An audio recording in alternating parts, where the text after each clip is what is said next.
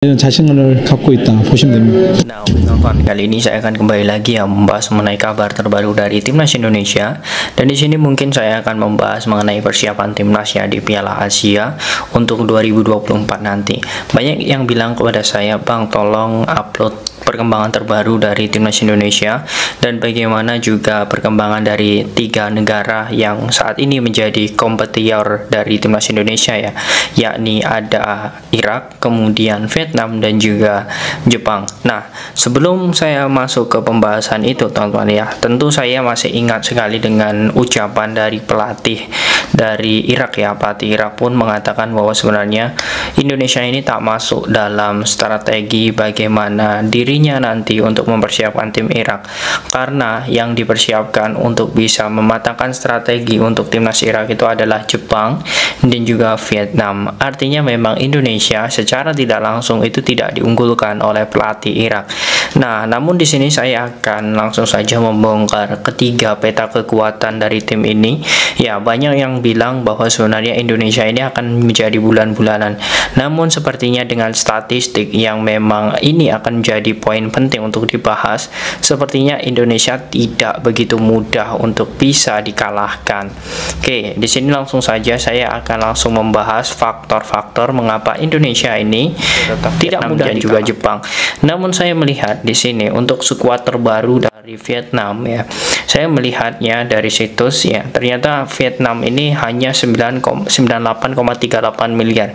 Ini untuk market value-nya dan harga pasaran dari pemain-pemain Vietnam ini teman-teman ya, ketika saya lihat itu ya sekitar 3 miliar, 4 miliar, bahkan yang paling tinggi itu hanya 5 miliar teman-teman ya, yakni Tuan Han Phan. Nah, artinya selain itu pemain-pemainnya itu di bawah ya, di bawah dari 5 sampai 6 miliar. Nah, kemudian di sini juga ada juga yang hanya 173 juta. Nah, artinya memang untuk Vietnam ini dari segi pemain-pemainnya, walaupun ya saya melihat bahwa saat ini Vietnam ini sudah mulai bergerak untuk membenahi kompetisi. Namun menurut saya dengan tidak adanya di sini, saya melihat Nguyen Quang Hai juga sudah pulang ya ke Vietnam. Artinya tidak ada lagi pemain-pemain Vietnam yang berada di luar negeri kecuali Chong Puong ya. Nguyen Chong Puong saat ini berada di FC Seoul di Liga Korea. Selain itu pemain-pemainnya rata-rata memang di Liga Vietnam. Nah, ini sebenarnya bisa menjadi hal yang memang kita tunggu ya sebenarnya, karena Vietnam saya melihat juga dari beberapa pertandingan ya di timnas mudanya maupun timnas senior semenjak dilatih oleh Philippe Troussier, pelatih baru Vietnam ini sangat berpengaruh sekali. Semenjak ditinggal oleh Park Hang-seo, saat ini memang Vietnam sedang bertransisi untuk membenahi kembali bagaimana kematangan dalam bermain bola, baik dari segi taktik, kemudian bagaimana gaya bermain, itu sangat berbeda jauh. Nah, ini bisa menjadi keunggulan sebenarnya bagi timnas Indonesia untuk bisa nantinya menguasai bagaimana permainan ketika menghadapi Vietnam di Piala Asia. Oke, itu untuk Vietnam teman-teman ya, dengan market value 98,38 miliar. Nah, kemudian kita lihat ya untuk yang selanjutnya yakni Irak. Nah, Irak di sini saya melihat ya, Jesus Casas ini sepertinya pelatih Irak ini sepertinya dengan PD dia teman-teman.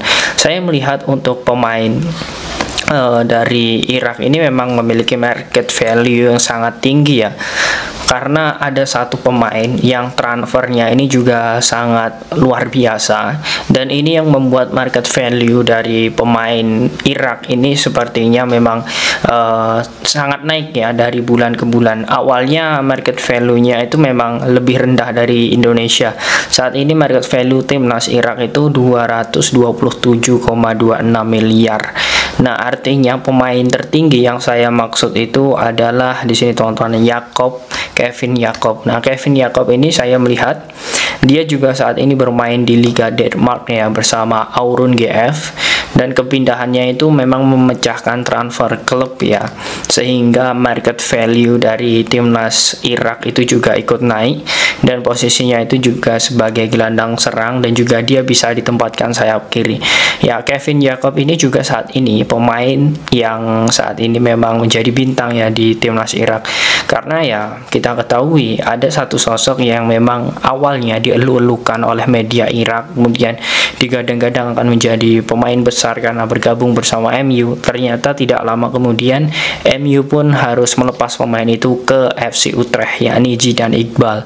Nah, Zidane Iqbal ini pun saat ini ya saya melihat dia pun bergabung bersama Utrecht Senior atau FC Utrecht Senior, dan di situ ada pemain Indonesia juga, yakni Ivar Jenner. Jadi Ivar Jenner saat ini satu klub ya dengan Zidane Iqbal, dan apakah Ivar Jenner nanti akan satu tim bersama Zidane Iqbal? Tentu jawabannya kemungkinan besar iya, karena saya melihat saat ini untuk Ivar Jenner ini adalah pemain ya, salah satu pemain yang memang dipilih oleh FC Utrecht Senior untuk mengikuti kompetisi di laga persahabatan ya, sebelum di kompetisi resmi.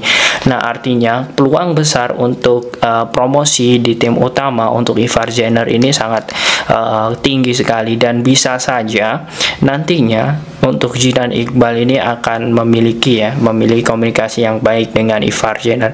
Artinya dari skuad dari Irak dan juga Indonesia ini dari segi kualitas ya tentu ini mirip-mirip teman-teman, dan di sini juga rata-rata skuadnya juga sama dengan timnas Indonesia, yakni 5,2 miliar, 6 miliar. Namun yang membedakan ada beberapa pemain yang memiliki market value 17 miliar. Nah, ini teman-teman.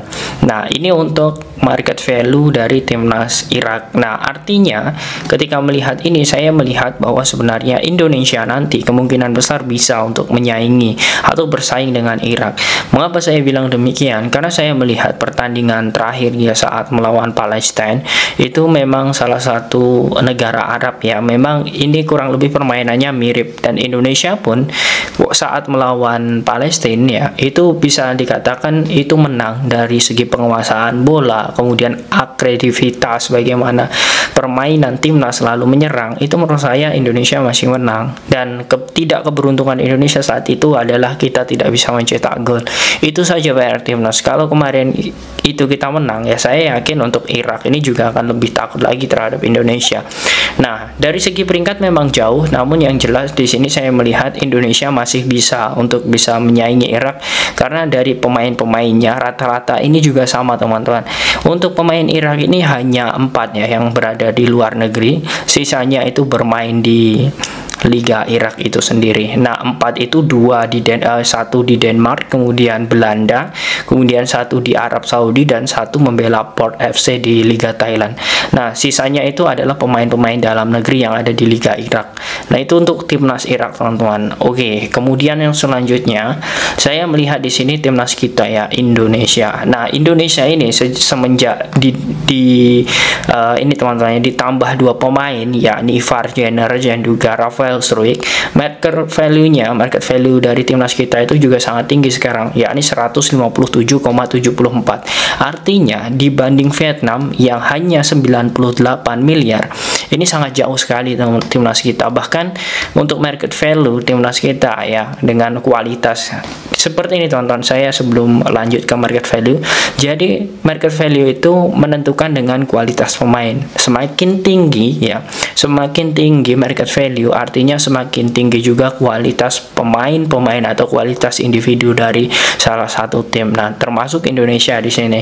Nah, ada ketambahan Ivar Jenner dan juga Rafael 157,74, dan saat ini Indonesia memiliki pemain-pemain yang saat ini berada di Eropa dan juga di Asia, Liga Asia. Nah, terhitung ini saya lihat ini keterbaruannya, terhitung dari tanggal 15 Juli ini Transfermarkt sudah memperbarui semuanya, dan saya melihat bahwa untuk rata-rata usia dari pemain timnas Indonesia ini ya, yakni 24 tahun ke bawah. Artinya memang ada beberapa pemain yang memang memiliki usia di atas 28 tahun seperti Jordi Amat, kemudian Fahrudin ya, dan juga beberapa pemain lainnya seperti Mark Klok.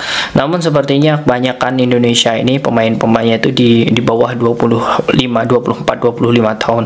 Nah, ini memang menjadi gebrakan yang sangat luar biasa, dan market value-nya juga tinggi-tinggi, 5 miliar, kemudian 6 miliar.